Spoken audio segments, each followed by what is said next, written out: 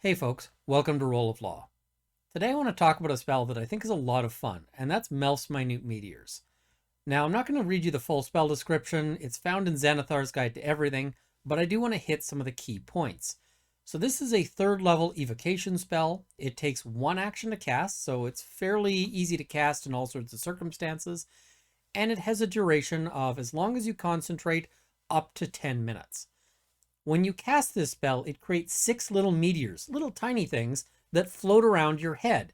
And when you cast the spell, and as a bonus action on any further turn, you can have up to 2 of those meteors fly out to a space within 120 feet. And you can choose those space. It doesn't have to be the same space for each meteor. When it lands, everything that's within 5 feet of the impact site takes 2d6 fire damage, but can make a dexterity save for half because the meteor explodes.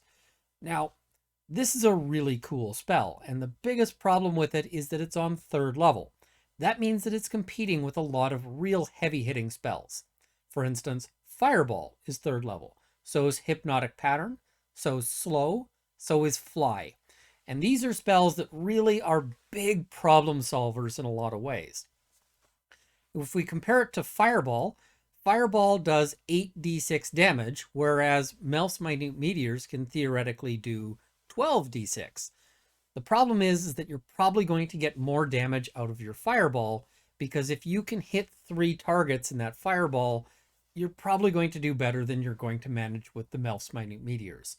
So even just as a straight damage spell, Melf's Minute Meteors doesn't compete that well. Hypnotic Pattern can just shut down an encounter, so can Slow. And Fly solves so many problems, both in combat and, in dungeons and so forth. So the question then becomes, what use is this spell? Because it's really neat. It's a cool spell. Think of the visual. You're walking around and you've got these little flaming spheres sort of circling your head that you can throw whenever you feel like it and make these little explosions. That is cool.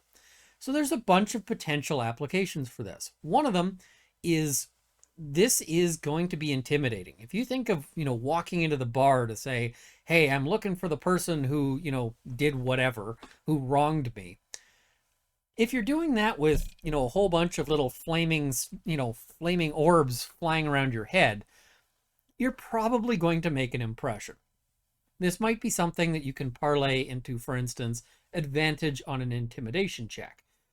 But talk to your DM about that, because they may or may not go for it, and it'll really be dependent on context. But, stylistically, I think this is one of the coolest spells out there. So, given that it's not sort of one of the most powerful spells like that, PCs tend not to take it. Players tend to look to those other spells that I mentioned, which means that this is a great spell if you are running as the game as a dungeon master. This is a great spell to give to your enemies. If the big bad boss walks out and they've got those meteors up, well, that says something to the players. It says, hey, maybe you should scatter because there's going to be some explosions going on real soon. This is also a great spell to add to a magic item or something like that. Because, if you're creating, a sword of, a legendary sword, one that lets you cast Melf's Minute Meteors once per day, for example, really expands the use of this. And for, while this might not be the best spell available to a wizard, if a fighter gets this, this is fantastic. This is an amazing sort of addition to things, both because of the degree to which it's, it's a really flavorful spell, as I mentioned. They're not as worried about the concentration. A wizard, if they're concentrating on keeping these meteors going, then they can't concentrate on other spells like Fly or Hypnotic Pattern or any of those things.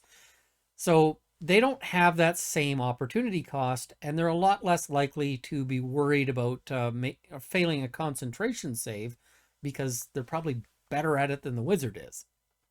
So that's another real use for these. I think it's a great spell for those kind of purposes.